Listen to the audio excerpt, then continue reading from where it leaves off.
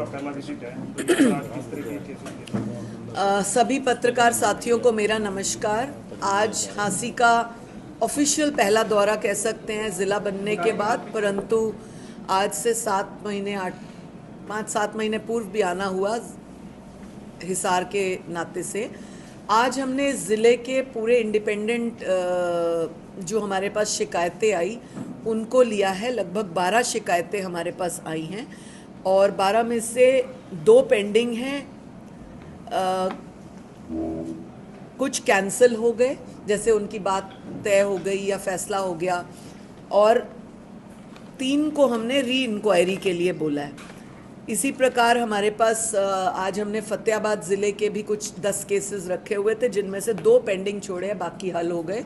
तो total 22 cases में से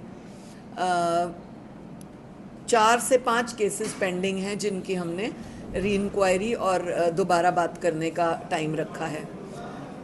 मुख्य रूप से आज मुझे ये कहते हुए बहुत दुख हो रहा है कि आज ऐसे कलंक करने वाले केसेस आए, रिश्तों को कलंकित करने वाले, जिसमें पत्नी अपने पति को अपनी समधन के साथ जोड़ रही है, बहू के साथ जोड़ रही है, पड़ोसी किसी को बहन कह के ब्लैकमेलिंग कर रहा है, संबंध बना रहा है। तो ये केसेस आज के तौर पे समाज को बहुत ही घृणित दृष्टि से देखने वाले हैं, नफ़रत की दृष्टि से देखे जाने वाले केस हैं। महिलाओं का हम सहयोग करने का प्रयास करते हैं, परंतु 2 केसेस ने आज मुझे दुख दिया, जो खुद महिलाओं के रिश्ते को अपमानित कर रहे हैं। बहुत सारे लोगों का ये जानना होता है कि आप महिला आयोग हो तो आप पुरुष की शिकायत सुनते हो। आज हमने 2 केसेस इसी नाते पुरुषों के सुने हैं, जिनमें केवल इस बात को हमने वैल्यू किया और ध्यान रखा, क्योंकि उनमें जो पुरुष है वो अपनी बेटी के बचाव में बात करना चाहता है। एक में 16 वर्ष की बेटी है, एक में विवाहित बेटी है। इसलिए हमें इस बात को ध्यान में रखना है कि हम पुरुष ना लेकर उसकी बेटी को कैसे हम सम्मान की दृष्टि से सुविधाएं दे सकते हैं या उसको उस जंजाल से बाहर निकाल सकते हैं। आपने भी एक शिकायत के दौरान ये कहा कि गाँव में भी माहौल आजकल काफ़ी बिल्कुल आज से ज़्यादा वर्ष पूर्व की बात नहीं है, पर ये एक प्रथा और एक बात बनी हुई थी कि जब लड़कियां शहर में पढ़ने चली जाती हैं या लड़के चले जाते हैं, उनकी वेशभूषा, पहनावा, खान पान बिगड़ जाता है, तो वहाँ की लड़कियां बिगड़ी हुई हैं। लेकिन आज हम हांसी जैसे एक छोटे ज़िले में भी देखते हैं कि जो हमारे पास केसेस आए वो तौबा करने वाले केसेस थे। इस ज़िले में भी हमने देख लिया, और कई ऐसे ग्रामीण क्षेत्रों में हम देखते हैं कि लिव इन रिलेशनशिप के केसेस हैं। 38 साल की महिला, आज जो हमारे पास एक केस दुख देने वाला आया, 48 साल की महिला 24-25 साल के या 28 साल के लड़के के साथ संबंध बनाकर बैठी है, जो पहले ही 4 बच्चों की माँ है। तो ये समाज को किस ओर ले जा रहे हैं, क्या दिशा दे रहे हैं। ऐसे ही 2 केसेस हमारे पास जो आए, पति एक साइड है, उसके पास बेटी है, पत्नी दूसरी साइड है, उसके पास 8 वर्ष का बेटा है। माँ अपने बेटे को मिसगाइड करती है पापा के खिलाफ, दादी दादा के खिलाफ। बेटी जो 18-15 साल की है, 16 साल की है, वो रियलाइज़ करती है कि मेरी मदर गलत कर रही है। तो आज हमने ये तय किया कि सीनियर सिटीज़न एक्ट के तहत एसडीएम साहब को हमने निवेदन किया है कि उसकी प्रोसीडिंग इस दृष्टि से लें कि उस दादा दादी ने जो अपने बच्चों को प्रॉपर्टी दी हुई थी, वो दादा दादी को वापस दिलाएं, और अपनी कस्टडी में दादी जो है, दादी और दादा, पोती को रखें। और पोती भी बहुत खुश होकर यहाँ गई, वो वाकई अपनी दादी दादा के पास रहना चाहती थी, क्योंकि दोनों बच्चे अपने माता पिता की जंजाल से दुखी हैं। दोनों कहीं अटैच्ड हैं, कहीं अपने बच्चों को एक दूसरे से मिलने नहीं देते। और बच्चा, क्योंकि लड़का छोटा था और वो अभी एहसास नहीं कर पा रहा, 8 साल का था, कि मुझे क्या करना है, तो उसको हमने माता के पास ही छोड़ा है। और दोनों पति पत्नी को दादा दादी के जायदाद से बेदखल होने को कहा है। कि एक्ट के अनुसार दादा दादी की मर्जी है, वो अपने बेटे और बहू को रखें या ना रखें, पोती को वो रखना चाहते थे तो वो रख रहे हैं। इस प्रकार के केसेस बहुत दुख देते हैं, क्योंकि हम अक्सर ये पढ़ते सुनते थे कि गांव में अभी भी संस्कार, शिक्षा और परिवारों का जोड़ बाकी है, परंतु आज 2 केसेस को देखकर वो लगता नहीं था। मैम, रीज़न क्या मानते हैं कि गाँव की जो इतनी जो हवा में तब्दीली हुई है, क्या रीज़न मानते हैं कि किस वजह से हुआ ये सब? इंडिपेंडेंट होना, अपने आप को एम्पावरमेंट के नाम पे इंडिपेंडेंट करना, ये एक बहुत बड़ा भ्रम है। इंडिपेंडेंस की या एम्पावरमेंट की एक्चुअल डेफिनेशन क्या है, उससे भटक गई हैं महिलाएं।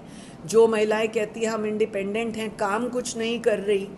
जो 2 केसेस मैंने आपको बोले, दोनों में महिलाएं कोई काम नहीं करती हैं, हाउस वाइफें हैं, परंतु अपने आप को इंडिपेंडेंट रखना चाहती हैं कि पति से हम इंडिपेंडेंट हो। जब मंशा देखी गई, सबूत खंगाले गए, व्हाट्सएप चैटें खंगाली गई, तो वो कहीं ना कहीं अपने इंडिपेंडेंस के नाम पे संबंधों में दिखी, जो कि समाज की दृष्टि से और बच्चों की दृष्टि से अच्छा नहीं है। उनका बच्चों का फ्यूचर क्या होगा, वो जो जहाँ पर रिश्तों में बंधी हैं, बच्चे उस रिश्ते में क्या कहेंगे। अभी हाल ही में आप लोगों ने मीडिया में भी 2-3 दिन पूर्व देखा, बहुत चल रहा है, एक महिला ने शिकायत लगाई है कि मेरे लिव इन रिलेशन वाले आदमी ने, पति भी अब उसको नहीं कहती है वो, मेरे साथ लिव इन वाले आदमी ने अब मेरी 16 साल की बेटी के साथ दुष्कर्म किया और 376 लगवाया है।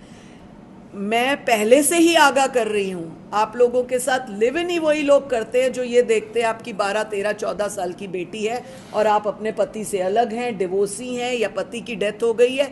अक्सर नज़र आपके ऊपर वही लोग रखते हैं। ये महिलाओं को हम बार बार कहते हैं कि इस बात से आप अवगत रहिए, आगाह रहिए, संभल कर रहिए, परंतु वही केस हमें आज देखने को मिले। रेणु जी, मैंने आपकी पूरी हियरिंग सुनी है, जिसमें लबोलुआब ये लगता है कि जो सशक्तिकरण के नाम पे, जैसा आप कह रहे हो, कहीं ना कहीं दुरुपयोग हो रहा है। अभी एक बड़ा अजीब सा मामला आया है 2-3 दिन पहले, दिल्ली में एक जज ने ही, जो प्रथम दृष्टया कहा जा रहा है, कि सुसाइड कर लिया।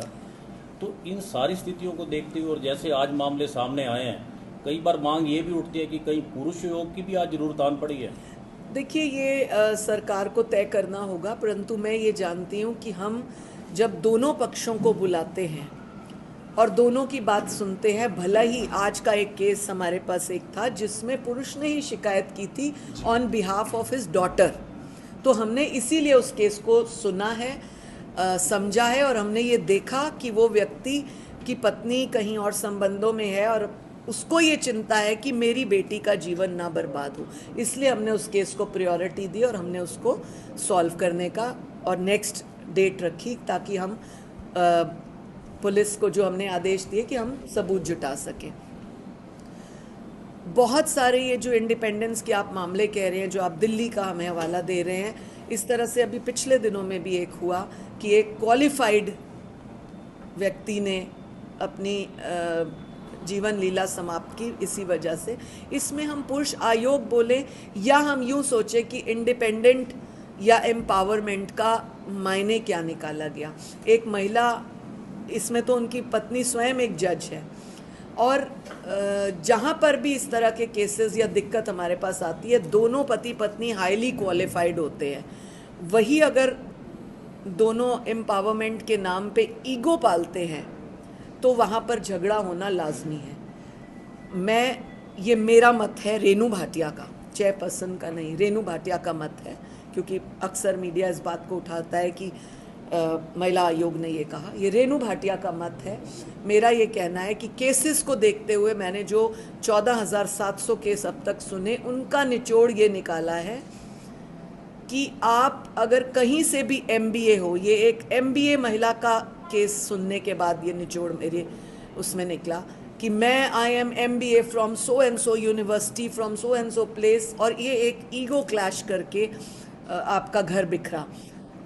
आप कितना भी MBA हो, कहीं से भी MBA हो, if you are not a good manager at your home, whether male और female, no use of your MBA, because आप कितनी भी हाईली क्वालिफाइड यूनिवर्सिटी से पढ़े हुए हों, आपके अगर घर में बैलेंस आप नहीं कर पाए, मैं फिर से वर्ड यूज़ कर रही हूँ, balance, I am not saying दब गए या दबिए या आप जो है अपने आप को मिटा दीजिए। मैं ये कह रही हूँ if you can not balance, MBA में क्या होता है, आप जिस भी फील्ड का मास्टर्स करते हैं उसमें you have to balance the values of that subject. If you don't balance the value of your family at the same time, I don't think that MBA will work, because आप इतने mentally harassed, tortured और disturbed होते हैं कि आप उस company को क्या मास्टरी दे रहे होंगे, आप वहाँ पर भी क्या रिजल्ट निकाल रहे होंगे। You are just earning and you know spoiling the reputation of that company also, जब आप खुद डिस्टर्ब होते हैं। सो ये बात मैं बार बार कहती हूँ कि balance your life, ups and downs. अभी 2 केसेस आपने मीडिया के लोगों ने देखे भी, एक ही परिवार का 2 फाड़ था, 2 केसेस में ऐसा था, एक बच्चा उस तरफ एक बच्चा इस तरफ, एक बच्चा माँ की तरफ 2 बच्चे बाप की तरफ। तो जब एक फैमिली में ही एक माँ के पेट से हुए बच्चे, एक ही DNA के बच्चे 3 एक जैसे नहीं हैं, तो आप पति को या पत्नी को शादी के बाद कैसे एक्सपेक्ट कर लेते हैं कि वो सेम मैच हो, मैं जो बोलूँ तो वो वही बोले, मैं जो कहूँ तो वो वही सुने? ऐसा नहीं हो सकता। इसीलिए तो जीवन की गाड़ी को 2 पहिए कहा जाता है कि वो बैलेंस करके चलते हैं। आप मारुति में ट्रैक्टर का टायर लगा देंगे, वो गाड़ी कभी नहीं चलेगी। So you have to balance with the same ratio, same tyres and same effects, you have to balance your life, तभी चलेगी। आपको नहीं लगता कहीं ना कहीं तो सोशल मीडिया या मोबाइल का कितना रोल है? बहुत ज़्यादा रोल है इसका, सोशल मीडिया का बहुत बड़ा रोल है।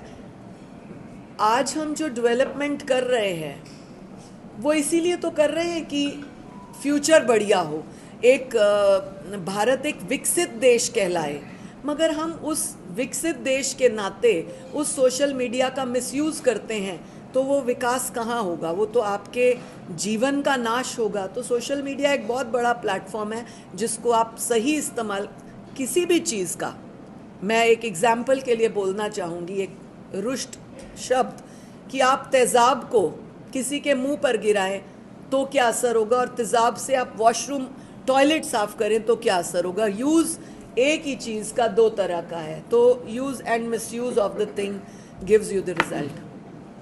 मैम अभी आपने लिव इन की बात की, तो कहीं ना कहीं लिव इन से जो केसेस हैं वो बढ़ रहे हैं और कहीं ना कहीं ये समाज को गलत दिशा की तरफ लेकर जा रहे हैं। हमारे पास महिला आयोग के पास एज चेयरपर्सन जितने मैंने 4 वर्षों में केसेस देखे, 4.5 वर्षों में, और एज मेंबर 3 वर्ष में रही, तो मेरे टोटल आप 7.5 वर्ष महिला आयोग के अगर काउंट करेंगे तो इनमें मैंने जो इन पिछले 4 वर्षों में जब से लिव इन के कानूनों में बदलाव, सख्ती और ये सब आया है, उसमें मेरा पर्सनल मत है कि इससे परिवार बिगड़े हैं।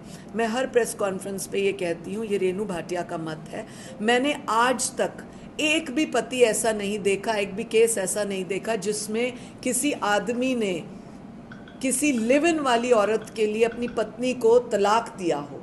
छोड़ ज़रूर देते हैं, गायब हो जाते हैं 2 महीने, 4 महीने, 6 महीने, साल, 2 साल, लेकिन तलाक नहीं देते। वो पत्नी भी तड़पती रहती है, उसके बच्चे भी तड़पते रहते हैं, कानून के लिए इधर उधर, इंसाफ के लिए वो भटकते रहते हैं, परंतु पति जो है अपनी उस आधी उम्र की दोस्त के साथ मशगूल रहता है क्योंकि उन्होंने लिविंग सर्टिफिकेट बनाया है। लेकिन तलाक आज तक किसी ने नहीं दिया, एक्सेप्शंस हो सकते हैं। निचोड़ ये निकला कि जो लड़की लिव इन में है, चाहे मैरिड या अनमैरिड, जिस तरह के कानून आए हैं कि मैरिड को लिव इन में रह सकते हैं, अनमैरिड रह सकते हैं, हर प्रदेश का अलग अलग फैसला आता जा रहा है। उन फैसलों को देखते हुए लोग अपना बेनिफिट उठा रहे हैं, मिसयूज़ कर रहे हैं उस लॉ का। यूज़ कहीं भी वो नहीं हो रहा। मैं एक मैसेज के तौर पे मीडिया के सामने ये बात बेटियों को करना चाहती हूँ, संदेश देना चाहती हूँ कि आप अगर जिसके साथ लिव इन में हैं, क्या वो आपका राइट पार्टनर है? क्या कहीं वो शादीशुदा बाल बच्चेदार तो नहीं है? कहीं आप किसी थाने में, महिला थाने में, किसी जनरल थाने में जाके बाद में ये तो नहीं कह देंगी कि मुझे पता नहीं था वो शादीशुदा है, मुझे उसने धोखे में रखा, मुझे उसने बताया नहीं। तो आप लिव इन में उसको अपनी ज़िंदगी के 2 साल, 3 साल, 4 साल दे देती हैं और उसके बाद आप 376 लगा देती है कि मुझे उसने धोखे में रख के ज़बरदस्ती की, मुझे शादी का झांसा दिया। आप 4 साल तक किसी के साथ रहती हैं, क्या आप उसके कभी घर नहीं गई? आप उसके साथ लिव इन में एक शादीशुदा औरत की तरह रह रही हैं, चूड़ा पहन लेती हैं, वो आपको फॉर्मेलिटी के लिए किसी आर्य समाज में, किसी मंदिर, किसी मस्जिद, किसी गुरुद्वारे में जाके आपकी मांग भर देता है, चूड़ा पहना देता है, आप उसी चूड़े और शादी के लहंगे तक खुश हो जाती हैं। क्या आप तहकीकात नहीं करती? तो फिर यहाँ पर पढ़ाई का क्या फ़ायदा, जो अभी आपने मुझसे प्रश्न पूछा था, क्वालिफिकेशन का फिर क्या फ़ायदा? लिविंग सर्टिफिकेट बंद नहीं होना चाहिए मैम, समाज को दिशागी तरफ लेके जा रहे हैं। एज अ पर्सन आप मुझसे पूछो, केसेस को देखते हुए, मैं फिर से बोल रही हूँ मीडिया को, as a personal Renu Bhatia, cases को देखते हुए इससे मुझे समाज की बर्बादी दिख रही है।